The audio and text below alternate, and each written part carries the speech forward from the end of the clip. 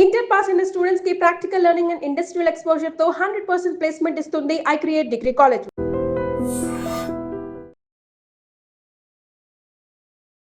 నమస్కారం, welcome to I dream. ధర్మ మార్గం విత్ విజిత కార్యక్రమానికి స్వాగతం.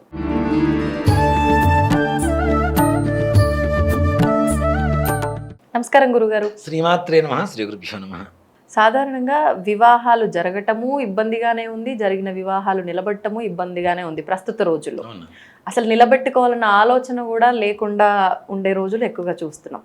ముందుగా అసలు వివాహాల గురించి మాట్లాడుకుంటే కాని వాళ్ళ గురించి, మగవారికైనా ఆడవారికైనా కులంతో సంబంధం లేకుండా మా క్యాస్ట్ కాకపోయినా పర్వాలేదు, వేరే ఇతర వాళ్ళైనా సరే ఏమి ఇవ్వకపోయినా మేము చేసుకోవడానికి రెడీగా ఉన్నామన్నా కూడా వివాహాలు కాకుండా ఉండే పరిస్థితులు ఎక్కువ కనిపిస్తున్నాయి.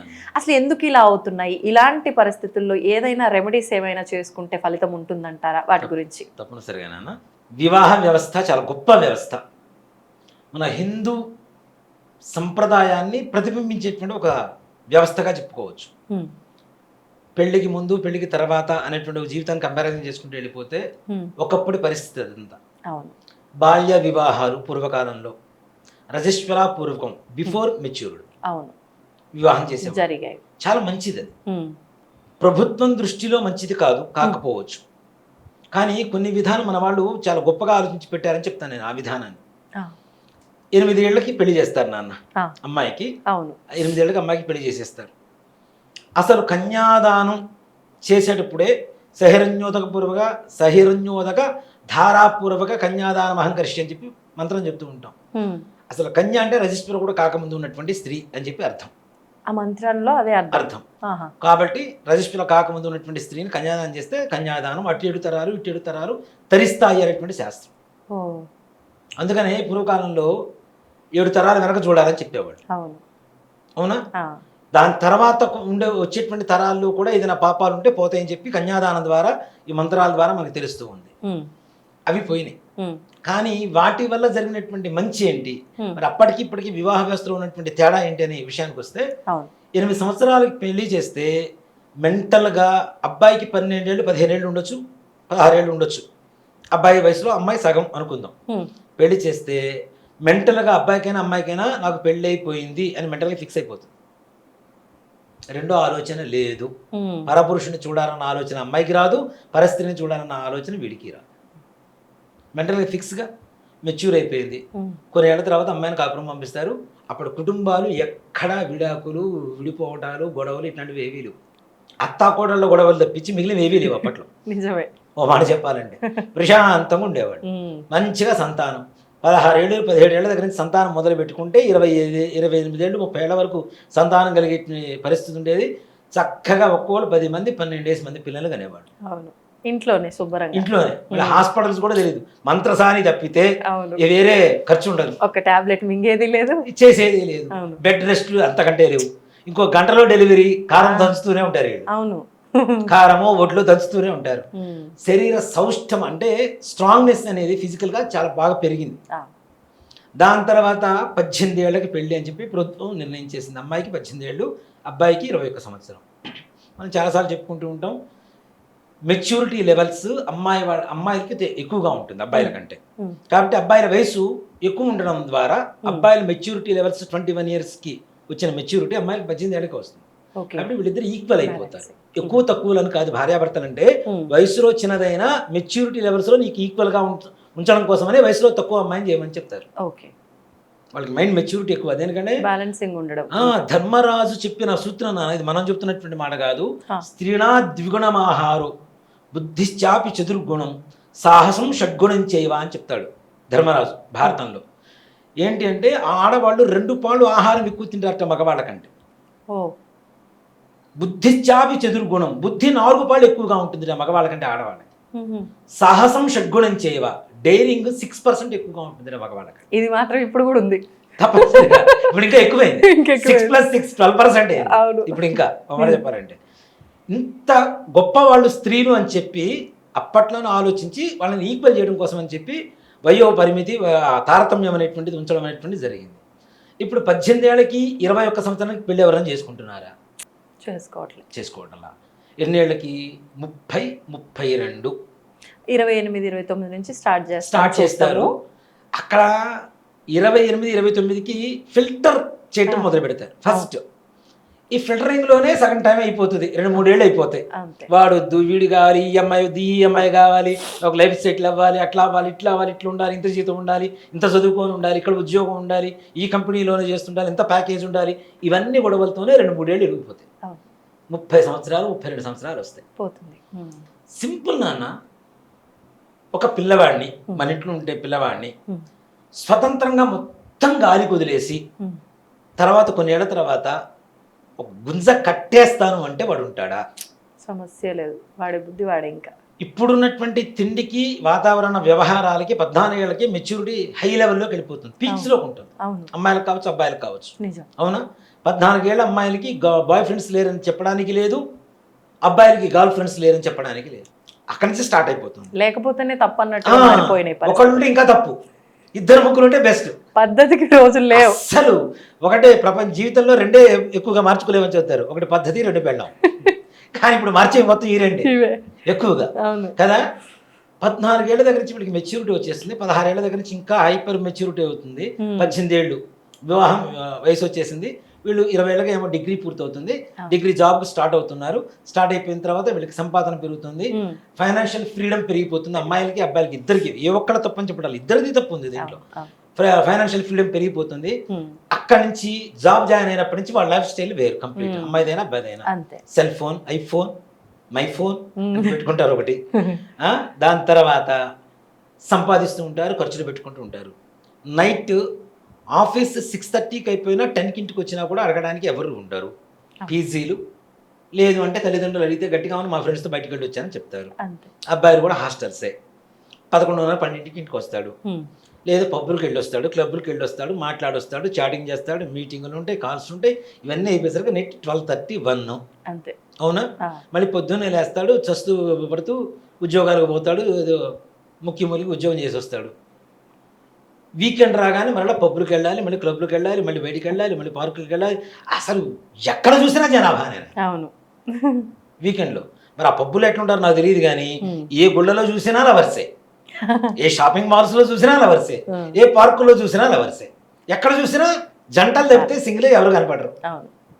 సింగిల్ అంటే నవ్వుకునే పరిస్థితులు ఉన్నారు. మెట్రోలో కూడా ఇంకా మెట్రోలు అంటే లిఫ్ట్లు కూడా, మెట్రో లిఫ్ట్లలో కూడా మరి ఘోరమైనటువంటి పరిస్థితి. కొన్ని హాస్టల్స్ దగ్గర చూస్తుంటాను నాన్న, ఘోరమైనటువంటి దృశ్యాలు చూస్తుంటాను. ఈ ఏరియాలో దగ్గర చాలా హాస్టల్స్ ఉన్నాయి. రాత్రి 1-2కి వెళ్తున్నా, ఇక్కడ నుంచి మన ఆఫీస్ నుంచి జాతకాలు చెప్పుకొని 1-2కి వెళ్తున్నా, అమ్మాయి అబ్బాయి వరకు మీద కూర్చొని మాట్లాడుకుంటారు, భుజం మీద చేతులు వేసుకొని. 1-2 ఇప్పుడు రాత్రిపూట. ఇంకా ఆ విష సంస్కృతి మొత్తం వీళ్ళ మైండ్లో నాటుకుపోయిన తర్వాత వీళ్ళని బయటికి తీసుకుంటే ఎక్కడ తీసుకొస్తాం? 32 ఏళ్ల వరకు, 18 ఏళ్ల దగ్గర నుంచి 32 ఏళ్ళ దాదాపు 12-14 సంవత్సరాలు ఫ్రీ లైఫ్ స్టైల్ అలవాటు అయిపోయింది. పెళ్ళయింది 32 ఏళ్ళకి, ముక్కి పెళ్లి చేశారు. 32 ఏళ్ల తర్వాత 6:00కల్లా ఆఫీస్ అవ్వగానే ఇంటికి రావాలి, ఫోన్ కాల్స్ మాట్లాడుకోకూడదు, మీటింగ్లు పెట్టుకోకూడదు, పబ్బులకు వెళ్ళకూడదు, చాటింగ్ చేయకూడదు, ఇట్లానే ఉండాలి, మంగళసూత్రం మెళ్ళో ఉండాలి, చీర కట్టుకోవాలి, పూలు పెట్టుకోవాలి, బొట్టు పెట్టుకోవాలి, ఇంటికి స్నానం చేసి రెడీగా ఉండాలి, దేవుడికి దీపారాధన చేయాలి, ఖర్చులు ఎక్కువ పెట్టకూడదు, ఆ డ్రెస్సులు వేసుకోకూడదు, ఈ డ్రెస్సులు వేసుకోకూడదు అంటే ఒక్కసారి కళ్ళెం వేస్తే ఎక్కడ ఉంటారు నాన్న వీళ్ళు? అస్సలు ఉండలేరు. లాక్ చేస్తే ఉంటారా? రిస్ట్రిక్ట్ చేస్తే? అవునా? ఈ రిస్ట్రిక్షన్స్ ఫ్రీ లైఫ్కి అలవాటు పడ్డ తర్వాత ఎక్కడైతే రిస్ట్రిక్ట్ చేసి కట్టేస్తున్నామో అక్కడే పెద్ద ఇబ్బంది అయిపోతుంది. 32 ఏళ్ళప్పుడు సాయంత్రం ఒక్కరోజు వాడు లేట్ వచ్చినా ఏమో లేట్ వచ్చినా ఏదో అనుమానం వస్తుంటుంది. పొసిసివ్నెస్ అంటారు చూడండి, అంటే అత్యుత్సాహం. అది ఇంకా ఓ మాట చెప్పాలంటే ఓవర్ పొసిసివ్నెస్ వచ్చేసి, నువ్వు అట్లా మాట్లాడుతున్నావు, ఇట్లా మాట్లాడుతున్నావు, చిన్న మాట నాన్న చిలికి గాలివాన అవుతుంది, బ్రేకప్ అంతే. రెండో మాట లేదు. దీంతో పాటు ఇంకో దౌర్భాగ్యం కూడా చెప్తా. ముఖ్యంగా ఆడపిల్లల కాపురాలు పాడబడడానికి ముఖ్యమైనటువంటి కారకులే తల్లిదండ్రులు. అమ్మాయి తల్లిదండ్రులే. ఫ్రీడమ్ వాళ్ళ ఆయనతో తల్లి కాపురం చేసింది, తండ్రితో. ఇప్పుడు ఇంకా అత్తమామలు గొడవలు లేవు, గట్టిగా బెదిరిస్తే అత్తనగా 4 దనే పరిస్థితికి వచ్చేసారు కూడా. ఒకప్పుడు అత్త తనినా పడి ఉండేవాళ్ళు, మొగుడు తనినా పడి ఉండేవాళ్ళు, ఆడపడుచులు మాటలకి పడి ఉండేవాళ్ళు. ఇప్పుడు అవన్నీ లేవు. అవును కదా? 3 బెడ్రూమ్ ఫ్లాట్ తీసుకోవడం, వాళ్ళ బెడ్రూమ్ ఎవరి బెడ్రూమ్ వాళ్ళకే, ఇద్దరు కలిసి ఉండడానికి ఓ బెడ్రూమ్, ఎవరి ఫోన్ వాళ్ళకే, ఎవరి ప్యాటర్న్ వాళ్ళకే, ఎవరి బ్యాంక్ అకౌంట్ వాళ్ళకే, నీ డబ్బులు నన్ను అడగొద్దు, నా డబ్బులు నిన్ను అడగొద్దు, కుటుంబానికి కావాల్సిన ఖర్చు నువ్వు తీసుకొచ్చి పెట్టు, అంతే. ఇంతే. అట్లా దానికి కాపురం ఎందుకు అవుతుంది? కాంట్రాక్ట్ అవుతుంది కానీ అది అవును అవును కాపురం ఎక్కడ అవుతుంది? అవ్వదు కదా. ఇంత పెట్టిన తర్వాత తల్లిదండ్రులు పుట్టింట్లో నుంచి పంపించేటప్పుడు అమ్మ ఏమన్నా ఉంటే సర్దుకొని ఉండమ్మా, సర్దుకొని పో చక్కగా. భార్యాభర్తల తర్వాత గొడవలు వస్తాయి, నాలుగు సార్లు సమస్య వచ్చినా 5వ సారి అయినా తప్పనిసరిగా సర్దుకుంటే అని చెప్పాల్సిన మాటలు పోయి సర్దుకొని వచ్చే అని చెప్పే పరిస్థితి వరకు వచ్చేసి. అవును. నీకేం గతే? నీకు ఉద్యోగం ఉంది, వచ్చే 1,50,000 నెలకు వస్తాయి, నీకేం గతి? నువ్వు వచ్చేసి 1,50,000 మరి నీకు లేదా? ఒకప్పుడు నీ దగ్గర సంపద లేకుండానే ఉన్నావా? నీ పుట్టింట్లో సంపద లేదా? నీ అత్తగారింట్లో సంపద లేదా? మరి నువ్వెందుకు సర్దుకుని ఉన్నావు నీ భర్తతో? నీ కూతురుతో అది ఎందుకు చెప్పట్లేదు? నీ కొడుకుతో ఎందుకు చెప్పట్లేదు? అంటే మా కాలం కాదు ఇది. ఎందుకు కాదు? 4 తన్ని మొదట్లోనే రాత్రి 10:30కు వచ్చినప్పుడు, 2వ రోజు కూడా 10:30కు వచ్చినప్పుడు 4 పీక్ ఇంట్లో కూర్చోబెడితే 3వ రోజు 10:30కు రాదు, చచ్చినట్టు 6:30కు వచ్చి కూర్చుంటాడు అబ్బాయి అమ్మాయి అయినా. మొక్క వంగనేది మాని వంగుతుందా? వంగదు కదా. అప్పుడేమో నా కూతురు జాబ్ చేస్తుంది, ఓ ఆ పార్టీకి వెళ్తుంది, ఈ పార్టీకి వెళ్తుందని నువ్వు స్టేటస్లు తీసుకొని మరి పెట్టుకుని ఎంజాయ్ చేసావు. ఇప్పుడు నీ కూతురు నీ ఇంటికి వచ్చి కూర్చుంటుంది. 2 ఏసి 3 ఏసి పెళ్ళిళ్ళు. అవునా? ఇక్కడ రాబోయే రోజుల్లో కూడా ఒక పెళ్లి చేసుకున్నవాడు నవ్వులు పాలవుతాడు. గ్యారంటీ జరగబోయేది ఇదే, గుర్తుపెట్టుకోండి అన్న. అరే వీడికి ఒకటే పెళ్ళి అటరా, ఏ వేస్ట్ గడరా బా, వీడికైతే 3 అయినాయి తెలుసా? అదే పెద్ద క్వాలిఫికేషన్ లాగా చెప్పుకునే రోజుల వరకు దౌర్భాగ్య పరిస్థితి దిగజారిపోతున్నాం. ఇక్కడ కూడా మళ్ళీ దేవుళ్ళని లాగుతున్నారు కదా గురుగారు. ఆ దేవుడు కింద మంది పెళ్ళిళ్ళైనా, అరే వాడు ఆయన దేవుడు, నువ్వు ఎక్కడ పోయి ఆయన చేసిన వాటిలో అన్నిట్లో నువ్వు పోల్చుకో. దీంట్లో ఒక్కదాంతోనే పోల్చుకుంటున్నావు. కృష్ణుడికి 1008 మంది గోపికలని. అసలు తెలియని ఒక మాట చెబుతానన్న, వీళ్ళకి తెలియని మూర్ఖత్వం. కృష్ణుడు అనగానే ఒక అమ్మాయి కాకుండా 2 అమ్మాయిలు 3 అమ్మాయిలు గర్ల్ ఫ్రెండ్స్ ఉంటే వాడు కృష్ణుడితో పోలుస్తాడు. వీడు నికృష్టుడు, ఆయన కృష్ణుడు. వీడు నికృష్టుడు, వాడు ఆయన కృష్ణుడు. కృష్ణుడు ఎక్కడ అన్న? కృష్ణతత్వం ఏంటి? కాళీ తత్వమే కృష్ణతత్వం. ఏమీ లేదు, మనస్సులో ఏమీ లేకుండా నిర్మలత్వాన్ని నింపేటువంటి తత్వమే కృష్ణతత్వం. 1008 మంది గోపికలతో ఆయన ఎక్కడా శారీరకమైనటువంటి సంబంధం లేదు. ఇది ప్రూవ్ చేయడానికి రెడీ. ఆయన భాగవతంలో చెప్తారు పోతన గారు, ఆడవాళ్ళందరూ కూడా భక్తిలో వ్యభిచరించారని చెప్తాడు. వ్యభిచరించడం అంటే శారీరకమైనటువంటి వ్యభిచారం కాదు, మానసికమైనటువంటి ఆధ్యాత్మికమైనటువంటి వ్యభిచారం అంటాడు. శరీరంతో సంబంధం లేదు ఇక్కడ. భక్తిలో మాత్రమే వాళ్ళు మునిగిపోయి ఉన్నారని చెప్తాడు. 1008 మంది గోపికలు కూడా. ఆయనతో ఎక్కడ పోల్చుకుంటాం మనం? కృష్ణం వందే జగద్గురు. కృష్ణుడు జగత్ మొత్తానికి గురువు. ప్రతి దానికి భగవంతుడు పుట్టిన సమయాల్లో కూడా ఈ సమయంలోనే ఎందుకు పుట్టాలి, ఈ రోజున ఎందుకు పుట్టాలి అనే దానికి కూడా ప్రతి దానికి ఒక నిర్ణయం ఉంది. ఆ నిర్ణయం ప్రకారం పుట్టినటువంటి భగవంతుడు కృష్ణ భగవానుడు. కృష్ణపక్షంలో పుట్టాడు ఆయన మనకి. అవునా? శ్రావణ మాసంలో కృష్ణపక్షంలో పుట్టాడు. అష్టమి రోజున పుట్టాడు. సప్తమి వరకు మాత్రమే పున్నమి చంద్రుడు నిండుగా కనపడుతుంటాడు, మనకు కాంతి కనపడుతూ ఉంటుంది. అష్టమి నుంచి చంద్రకళలు క్షీణించుకుపోతే చీకటి ఎక్కువగా ఉంటుంది. నెంబర్ 1. నెంబర్ 2, పుట్టడం నల్లగా పుట్టాడు. నెంబర్ 3, దక్షిణాయనంలో పుట్టాడు. ఉత్తరాయణంలో పుట్టల. ఉత్తరాయణం అంటే వెలుగు ఎక్కువ, దక్షిణాయనం అంటే చీకటి. దక్షిణాయనంలో పుట్టాడు. ఎందుకు? అష్టమ గర్భంతో ఎవరైతే పుడతారో ఆయన్ని కంసుణ్ణి సంహరిస్తాడు అనేటువంటి ఇది ఉంది కాబట్టి, ఆయనకి శాపం ఉంది కాబట్టి, ఆ అష్టమ గర్భంలో పుట్టినటువంటి సంగతి కూడా తెలియకూడదు అనేటువంటి ఉద్దేశంతో అర్ధరాత్రి రోజున కృష్ణపక్షంలో మనకి, అందులోను దక్షిణాయనంలో 12 గంటల సమయంలో పుట్టాడు ఆయన. ఆ జననం బయటికి తెలియకుండా ఉండేందుకు పుట్టినటువంటి సమయం, ఆయన ఎంచుకున్న సమయం అది. దానికి కూడా కారణం ఉంది, క్యాలిక్యులేటెడ్గా ప్రతిదీ కూడా. మరి అవును, అట్లాంటి ఆయనతో మనం ఎక్కడ పోల్చుకుంటాను నాన్న? అవునా? భగవద్గీత చెప్పాడు నీ తలరాత మార్చుకోవడానికి. దాన్ని చదువు ఒకసారి, దాంట్లో ఒక శ్లోకం వంట పెట్టుకొని ఒకసారి అప్పచెప్పుకొని కదా. యుద్ధంలో కూర్చోబెట్టి మరీ అర్జునుడికి చెప్పినటువంటి గీత 18 అధ్యాయాలు చెప్పాడు ఆయన. మరి ఇంకేంటి నాన్న? ఆయనతో ఎక్కడ పోల్చుకుంటారు? దేవుడితో పోల్చుకునే ఇదే మనం. ఇక్కడ మంచిని ఎక్కడ పోల్చుకోం, చెడుని మాత్రం పోల్చుకుంటాం. ప్రతి దేవుడికి 2 భార్యలు ఉన్నారు, నాకుంటే తప్పేంటి? అదే మానవత ధర్మం అనేది ఒకటి ఉంటుంది, దైవ ధర్మం అనేది ఒకటి ఉంటుంది, యుగ ధర్మం అనేది ఒకటి ఉంటుంది. వాటిని పాటించకుండా మన ఇష్టం వచ్చినట్టు పెళ్లిళ్ళు చేసుకుంటూ వెళ్ళిపోతే, చెప్తున్నా కదా, రాబోయే రోజుల్లో మాత్రం ఒక పెళ్లి చేసుకున్న వాడు మాత్రం నగుబాల అవ్వాల్సిందే గ్యారంటీ. 2 ఏసి 3 ఏసి వేసుకుంటే అది పెద్ద క్వాలిఫికేషన్. నాకు 2 అయినాయి 3 అయినాయి గొప్పగా చెప్పుకునే పరిస్థితికి వస్తారు. ఆ. నువ్వే 2, 3 చేసుకుంటుంటే నీ నెక్స్ట్ జనరేషన్ పరిస్థితి ఏంటి? పక్కా అష్టభార్యలు ఉంటారు. ఆ నెక్స్ట్ జనరేషన్ పరిస్థితి ఏంటి? అవును. అవునా? అసలే మనకున్న లైఫ్ స్పాన్ చాలా తక్కువ. ఇప్పుడున్న రోజుల్లో నిజంగా చెప్పాలంటే 2 డేస్ 3 డేస్ చేసుకుంటున్నారు కానీ అసలు నువ్వు కరెక్ట్గా ఉంటే ఒకదాంతో ఎందుకు ఉండలేకపోతున్నావు? ఒక భార్యతో ఎందుకు ఉండలేకపోతున్నావు? ఆ భార్య నువ్వు కరెక్ట్గా చూసుకుంటే రెండో వివాహానికి వెళ్ళాల్సిన అవసరం లేదు కదా. అవును. అవునా? ఇక్కడ చాలా మంది గుళ్ళలోకి వచ్చినప్పుడు కూడా గోత్రనామాలు చెప్తూ ఉంటారు. గోత్రం పేరు చెప్పినప్పుడు కూడా అదే చెప్తాను నేను. ఇంటి యజమాని పేరు చెప్పు, గోత్రం చెప్పు, ధర్మపత్ని సమేతస్య సహకుటుంబానామని చెప్పు, అయిపోతుంది. కాదు, వాడి పేరు చెప్తాడు. వాడికే డౌటు, ఈవిడే నా ధర్మపత్ని అవునా కాదా? పేరు చెప్పుకుంటాడు అక్కడ. తర్వాత కొడుకులు, కోడళ్ళు, కూతుళ్ళు, మనవాళ్ళు, మనవరాళ్ళు, పక్కింటి వాళ్ళు, పై ఇంటి వాళ్ళు, వెనకింటి వాళ్ళు, ముందింటి వాళ్ళు, అందరి పేర్లు చెప్తాడు.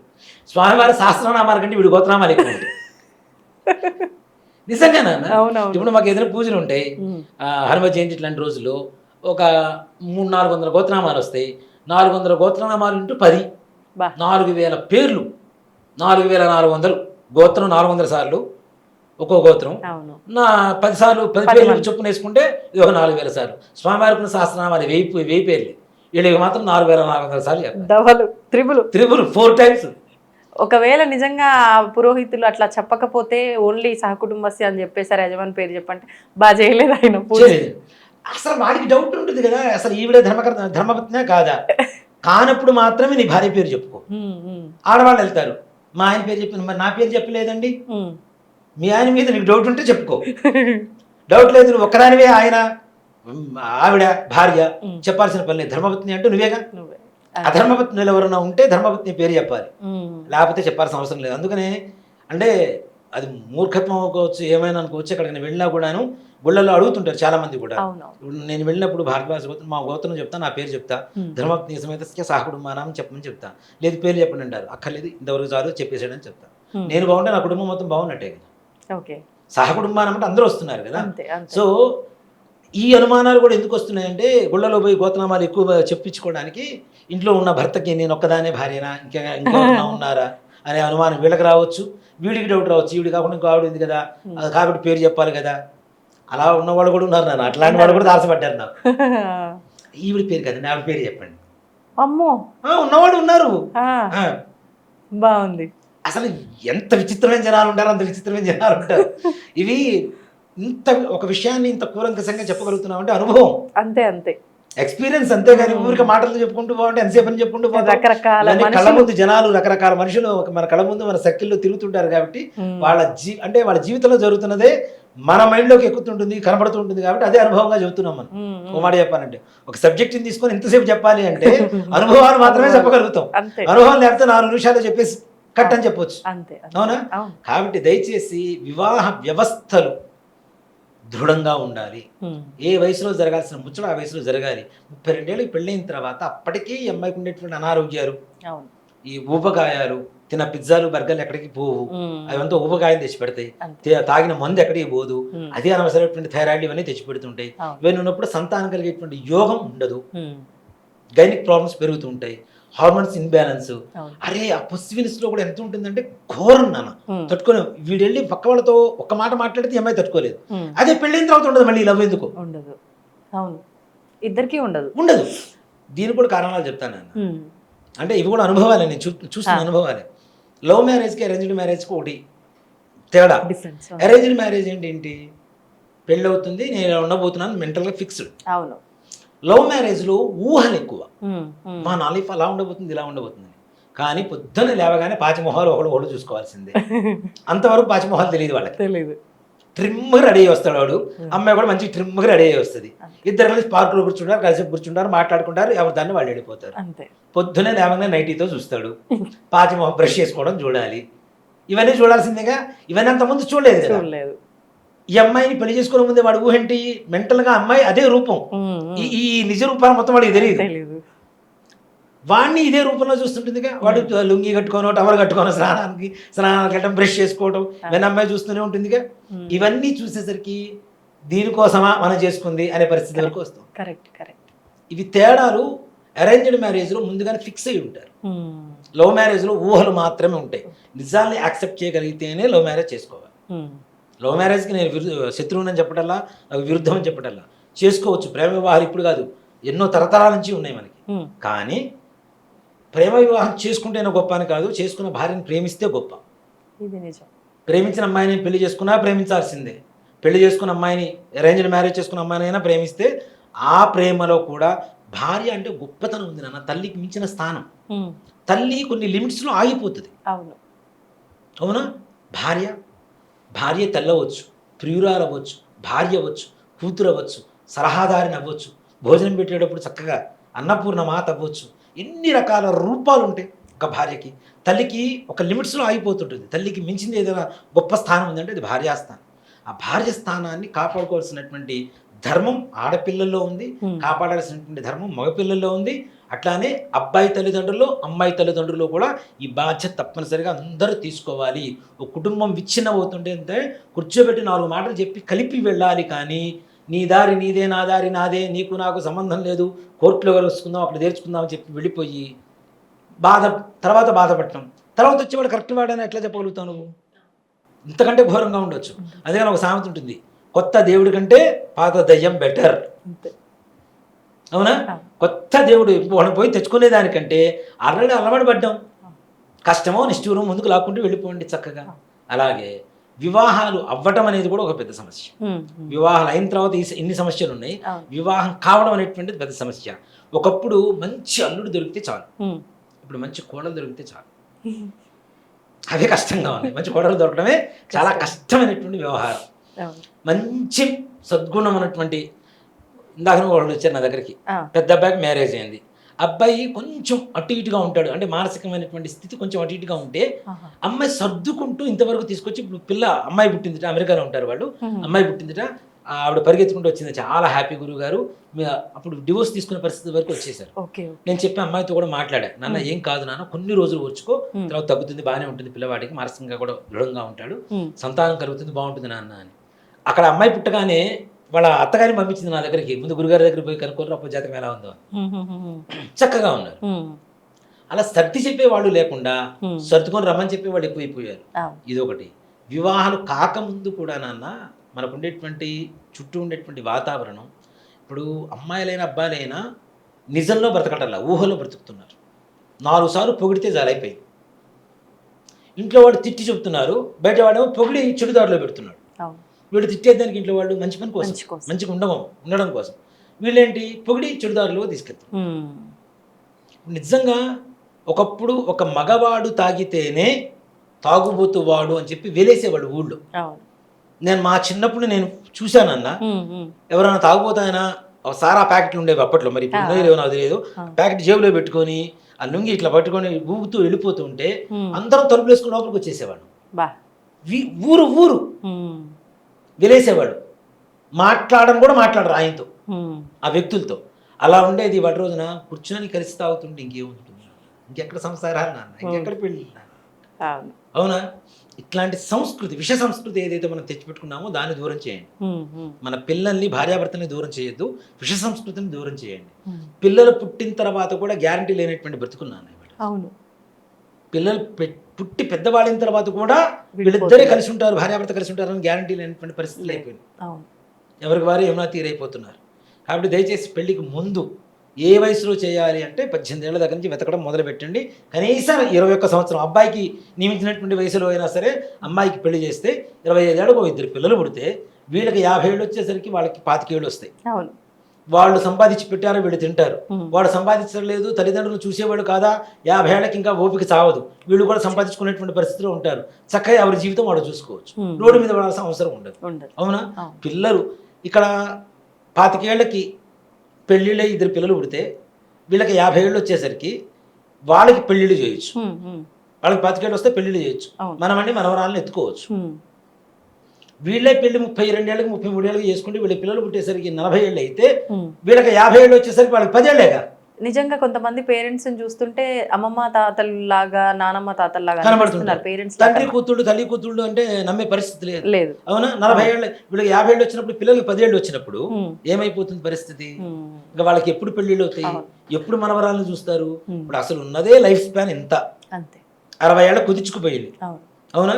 120 ఏళ్ళ నుంచి 60 ఏళ్ళ కుదించుకుపోయింది. రాబోయే రోజుల్లో ఏంటి, ఇంకా మా తాతగారు 50 ఏళ్ళు బతికాడు తెలుసా అని చెప్పుకునే స్థితికి వస్తాం. అబ్బో గ్యారంటీ. మా తాతగారు అప్పట్లో 50 ఏళ్ళు బతికాడు, 60 ఏళ్ళు బతికాడు అని చెప్పుకునే గొప్ప స్థితిలాగా ఫీల్ అయ్యే పరిస్థితికి దిగజారిపోతుంది. అలాంటప్పుడు పెళ్లి ఏ వయసుకి జరగాలో ఆ వయసుకి చేయడం అనేటువంటిది ముఖ్యం. అలాగే ఇదంతా సామాజికంగా ఇప్పుడు ఉన్నటువంటి పరిస్థితి నాన్న.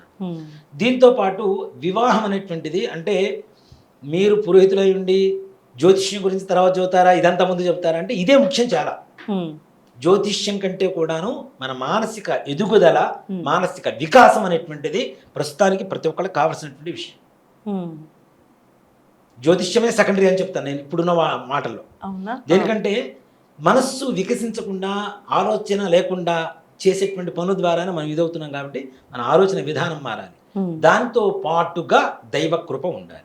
దీనికి ముఖ్యంగా ఇట్లాంటి వివాహాలు లేట్ అవ్వటం, అయిన వివాహాలు దూరం అవ్వటం, ఈ కలిసి ఉండలేకపోవడం, సంతానం కలకపోవడం, వీటన్నిటికీ ముఖ్యంగా నవగ్రహాలలో మనకుండేటువంటి జాతకంలో కుజ శుక్రగ్రహాలు ప్రభావం ఎక్కువగా ఉంటుంది ఎవరికైనా. ఇప్పుడు నిజంగా చెప్పాలి అంటే 90 వరకు పుట్టినటువంటి కిడ్స్ వేరు, 90 నుంచి పుట్టినటువంటి కిడ్స్ వేరు. 90 to 95 ఒక రకమైనటువంటి జనరేషన్, 95 to 2000 ఒక రకమైన జనరేషన్, 2000 to 2005 ఒక రకమైన జనరేషన్. 2005 నుంచి పుట్టినటువంటి వాళ్ళకి ఇంకా పెళ్లి జరగలేదు కాబట్టి వాడి గురించి మనం పెద్దగా మాట్లాడడానికి అవకాశం లేదు. ఈ జనరేషన్స్లో ఉన్న ప్రతి ఒక్కళ్ళకి కూడాను శుక్రుడు కుజుడు ఎక్కడో చోట కాంబినేషన్లో నిత్య స్థానంలో ఒక పరస్పరమైనటువంటి దృష్టి కలగడమో, నిత్య స్థానాల్లో ఉండడమో జరుగుతుంది.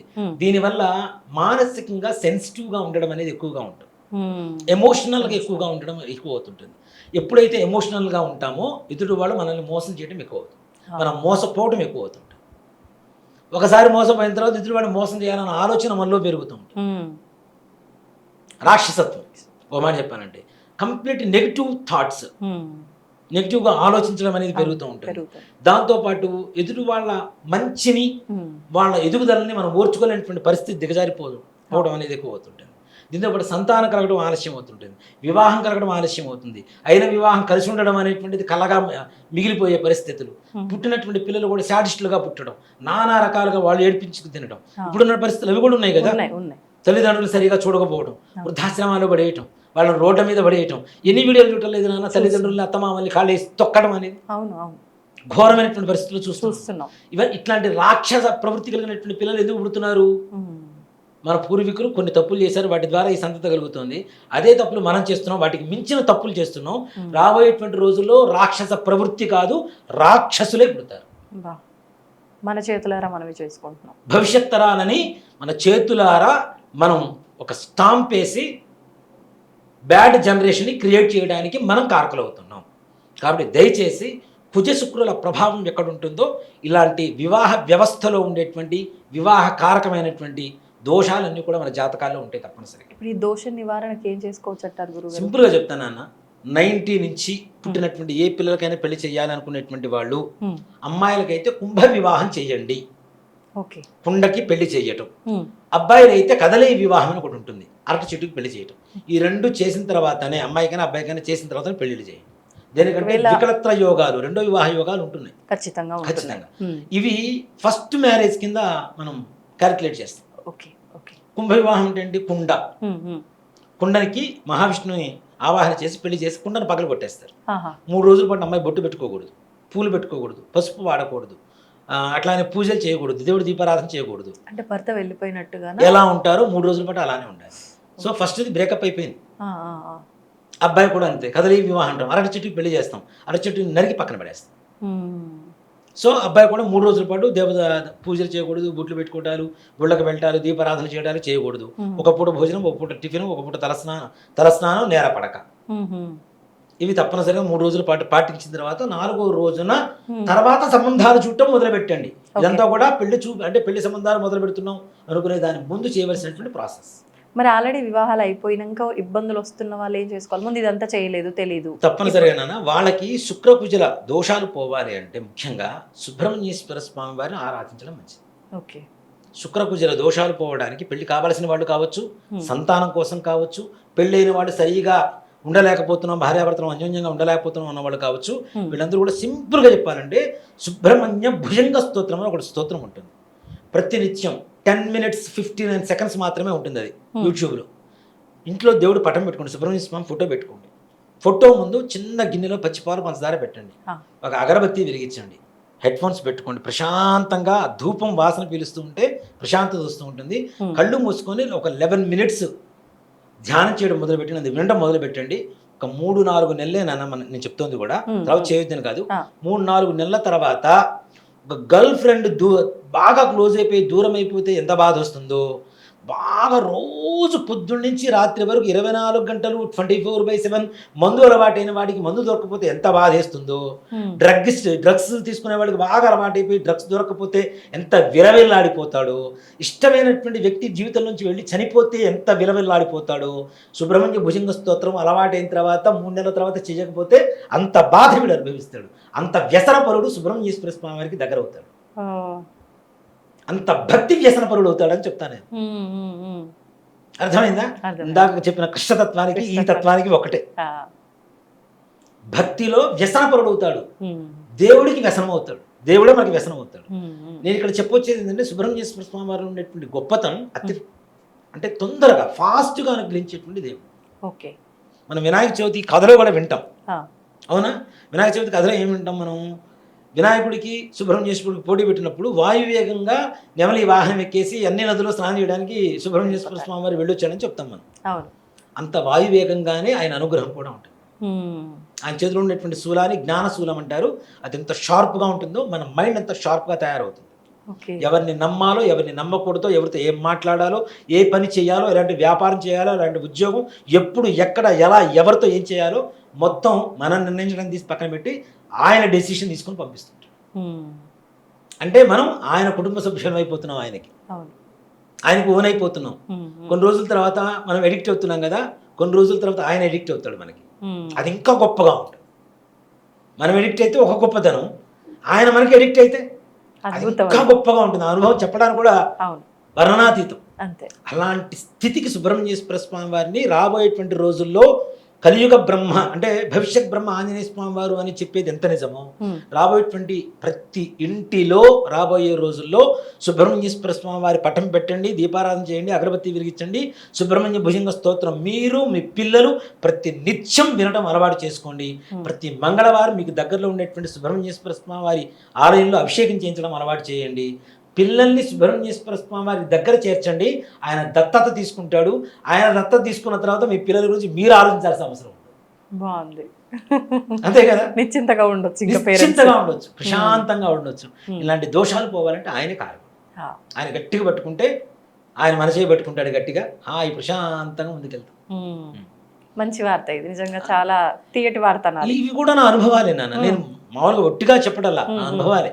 నేను సుబ్రహ్మణ్యేశ్వర స్వామి వారి 11 సంవత్సరాలు అభిషేకం చేయటం మొదలుపెట్టిన తర్వాత ప్రతి డిసెంబర్లో నేను నా ఫ్రెండ్స్ టూర్ వెళ్తాం.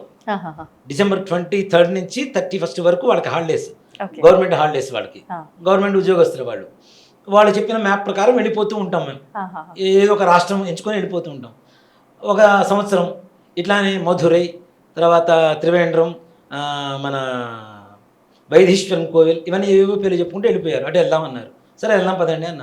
వెళ్తున్నాం, ఒక ఫ్లైఓవర్ వచ్చింది. ఫ్లైఓవర్ కింద నుంచి ఇట్లా వెళ్ళి రైట్ తిరిగితే మధురై హైవే ఎక్కేస్తాం. లెఫ్ట్ సైడ్ ఒక బోర్డు కనపడింది. ఇట్లా చూసా, ఆపుతు అన్నారు. ఏంటి అంటే పళని 21 kilometers బోర్డు కనపడింది. ఆ రోజు మంగళవారం షష్ఠి, కృత్తికా నక్షత్రం, స్వామివారి జన్మ నక్షత్రం. ఆయనకి ఇష్టమైన తిథి, ఇష్టమైన వారం, ఇష్టమైన ఆయన జన్మ నక్షత్రం 3 వచ్చినాయి. మరి ఇట్లాంటి ఛాన్స్ రాదు, ఒక్కసారి దేవుడికి దండం పెట్టుకుని పోతావరా అన్న. ఇది ఒక్కటి తప్పించి ఇంకేమైనా మాట్లాడితే నేను కాళ్ళు కొడతామన్నారు మా క్లోజ్ ఫ్రెండ్సే. సరేరా అని చెప్పేసి ఇది ఒక్కడే వెళ్దామంటే సరే రండి, నేను ఎక్కడ అడగను అని చెప్పి దర్శనం చేసుకోవడానికి వెళ్తే నా దరిద్రం, ఆ రోజు ఉదయం పోతే రాత్రికి అయింది దర్శనం. మాకు అంత ఫుల్ రష్ ఉన్నారు. అంటే ముఖ్యమైన రోజు. అందులో తమిళియన్స్ కి స్వామివారు చాలా ప్రీతికరమైనటువంటి స్వామివారు, షణ్ముఖం, ఆరుముఖం అని చెప్పి పిలుస్తుంటారు. అట్లాగే తమిళనాడులో 6 దేవాలయాలు ఉన్నాయి సుబ్రహ్మణ్యేశ్వర స్వామివారి. 6 దేవాలయాలు ఉంటాయి. 6 పడై దేవాలయాలు అంటారు వాటిని. అంటే సుబ్రహ్మణ్యేశ్వర స్వామివారి ఒక్కొక్క శిరోభాగం ఒక్కొక్క ప్లేసు. షణ్ముఖుడు కదా, 6 ముఖాలు కదా, 6 దేవస్థానాలు ఉన్నాయి. ఈ దాంట్లో ఫణని చాలా ముఖ్యమైనది.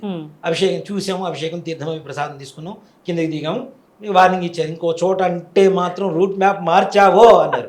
లేదు మార్చండి, మీ ఇష్టం వచ్చిన చోటుకి వెళ్దాం అన్నా. మొత్తం జర్నీ జరుగుతుంది నాన్న. రాత్రిపూట నైట్ హాల్ట్ కోసం ఒక చోట ఆగుతాం, హోటల్ రూమ్ తీసుకుంటాం. తెల్లవారుతుంది. తెల్లవారితే ఎక్కడ ఆగేవాడు తెలుసా? కరెక్ట్ మళ్ళీ సుబ్రహ్మణ్య స్వామి క్షేత్రంలో ఆగి ఉండేవాడు ప్రతిరోజు. 6 క్షేత్రాలు పూర్తయిపోయినాయి. అబ్బా, మా మ్యాప్లో ఒక్కడు కూడా లేదు. 6 క్షేత్రాలు మాకు తెలియకుండానే క్లోజ్ అయ్యి మొత్తం కంప్లీట్ అయిపోయింది. 6వ క్షేత్రం మన తమిళనాడుకి ఆంధ్రప్రదేశ్ దగ్గరలో ఉంటుంది, బార్డర్లో. అక్కడ డిసెంబర్ అంటే మార్గశిర మాసం.